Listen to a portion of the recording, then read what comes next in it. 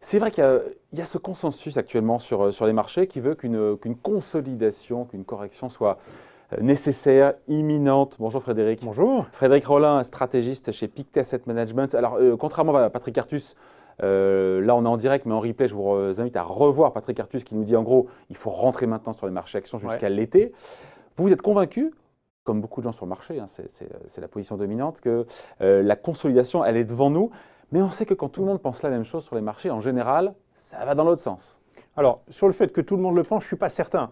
Les marchés ont quand même monté de 15%. Tous les experts nous disent. Et donc, naturellement, je dirais, probablement, il y a plus aujourd'hui de gens optimistes après une hausse de 15% que de pessimistes.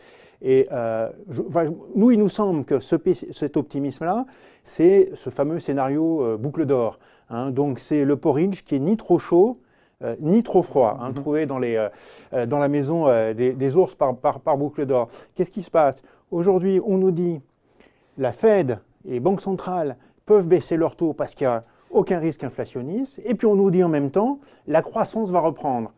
Nous, on se dit, attention, c'est des scénarios qui sont valables peut-être pour les années 2015-2016, mais aujourd'hui, il y a des tensions sur le marché du travail, à la fois aux États-Unis et aussi un petit peu en Europe, où on ne peut pas avoir les deux. Soit on a une croissance plus forte, à ce moment-là, des hausses de salaire, un risque inflationniste et des banques centrales plus sévères. Il faut être cohérent. Soit effectivement, les banques centrales baissent leurs taux, mais à ce moment-là, c'est parce que la croissance sera moins forte. Donc pour Pictet, on structure ça, c'est très intéressant. Il y a 4 raisons pour lesquelles, selon vous, il faut sortir des marchés actions. 1, on n'attend plus grand-chose, encore une fois, des politiques au sens monétaire. Oui, alors nous du côté de la Banque Centrale Européenne, alors on peut attendre des petits ajustements, effectivement, mais dans l'ensemble, voilà, les taux sont très très bas.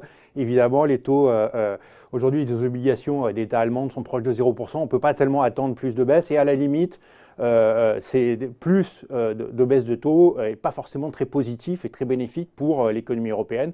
Vous parliez tout à l'heure de la santé des banques. Nous, on partage aussi cet avis. Hein, c'est-à-dire que les banques, aujourd'hui, les marges des banques sont comprimées. Du côté de la Fed, alors, peut-être, nous, on pense plutôt à une pause. Hein. Le marché aujourd'hui voit plutôt des baisses des taux à l'avenir. Ça nous paraît extrêmement prématuré.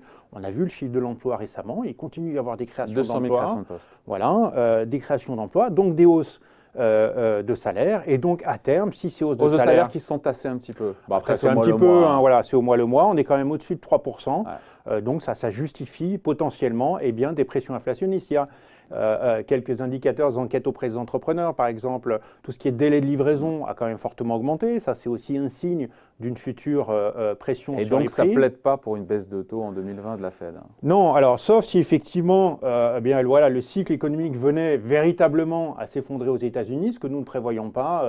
Un quart de baisse des taux de la Fed cette année, ça nous paraît présomptueux, beaucoup trop optimiste. Donc, pas grand-chose à attendre des politiques au sens large, monétaire, mais aussi de l'accord finalement commercial qui se dessine doucement entre Trump et la Chine. Alors, je crois que voilà, maintenant, et qui est dans les prix un petit peu. C'est un peu dans les prix. Aujourd'hui, il y a eu 15% de hausse. On a vu même le marché chinois faire à peu près le double. Donc, voilà, il y a un grand optimisme aujourd'hui sur les accords commerciaux. Nous, ce qu'on dit, oui, peut-être, ils vont se mettre d'accord, mais évidemment, il y aura toute la queue de comète, c'est-à-dire qu'il faudra discuter plus avant des problèmes de propriété intellectuelle, et puis aussi pour les États-Unis d'arriver effectivement à ce que ces accords soient réellement mis en place. Donc je pense que c'est une bataille à laquelle on assiste, qui a commencé et qui est là pour les 10 prochaines années.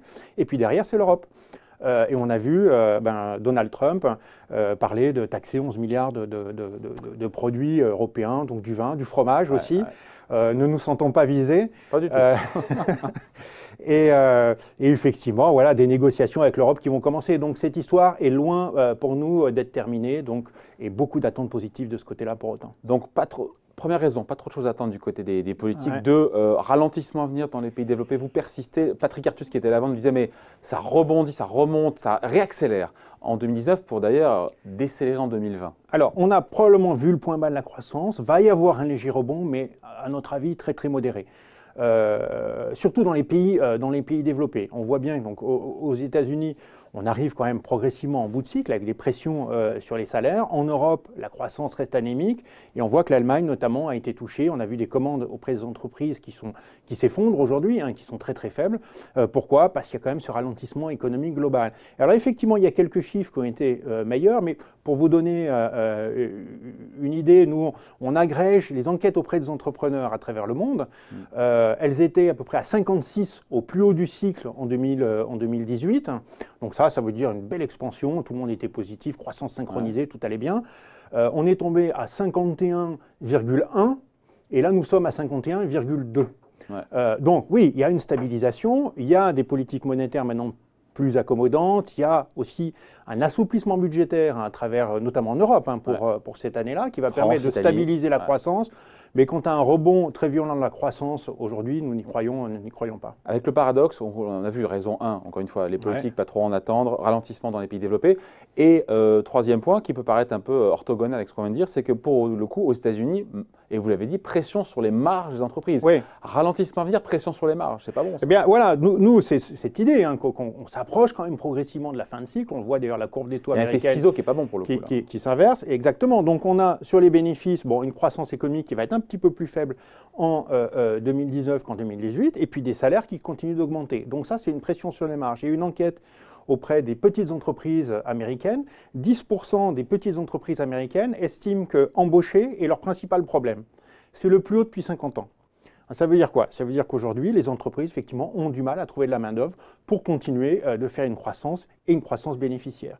Donc, il y a quand même cette année de la croissance bénéficiaire attendue aux États-Unis. Nous, on pense, je crois que le consensus est autour de 3% à peu près. Nous, on pense que ça peut être plus bas. Sur l'ensemble de l'année 2019. Oui, sur l'ensemble de l'année. Aux États-Unis. Exactement. Nous, on pense que ça peut être encore plus bas.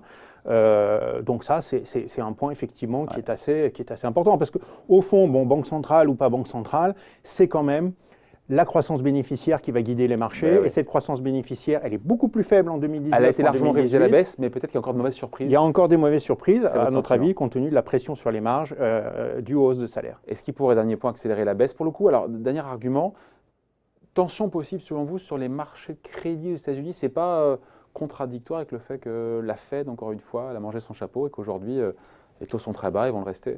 Alors, effectivement, nous, on pense qu'il peut y avoir une accélération éventuellement de la fin de cycle. Alors, ce n'est pas notre scénario principal, mais on essaie de voir effectivement, là, on est plutôt dans l'idée d'une consolidation du marché.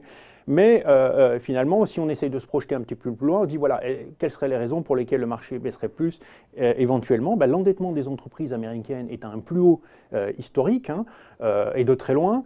On a donc une dépendance au marché du crédit qui est très importante. On voit quand même la qualité de crédit, pas les taux de défaut encore, mais la qualité de crédit des entreprises américaines qui est gentiment en train de baisser. Et on s'approche quand même des ralentissements économiques. Comment est-ce qu'on voit la qualité les notations du crédit, moyennes, notamment des entreprises données par les grandes agences. Voilà, elles ne sont pas en difficulté aujourd'hui, mais la notation qu'elles ont est moins bonne. Ben oui, parce qu'elles ont racheté énormément d'actions, donc il y a plus de dettes.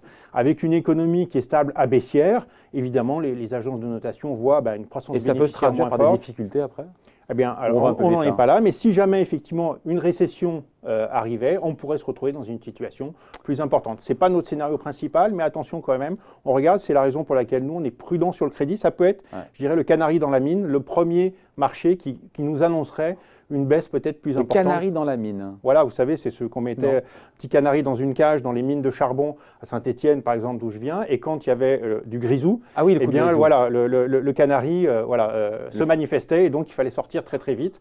Donc peut-être, voilà, nous on a ce petit canari dans nos portefeuilles qui est notre position plutôt prudente sur le crédit aux États-Unis. Donc pour Pictet, il faut sortir des marchés actions aujourd'hui. Alors nous, on vise une consolidation et donc on a réduit notre position sur les actions internationales. Consolidation autour de quoi? Un chiffre? Oui, alors, si on a raison, c'est déjà très bien, mais je dirais que peut-être 5 à 10%. Pas de consolidation très forte, sauf crise sur les marchés du crédit américain. C'est aussi la raison pour laquelle on regarde de très près ce marché. Vous nous prévenez avec le canarisme et à... Voilà, exactement. Vous le verrez, on le voit très bien sur les cotations de marché en général. Allez, merci beaucoup. Donc, point de vue signé Frédéric Rollin, le stratégiste de Pictet Asset Management. Merci. Merci.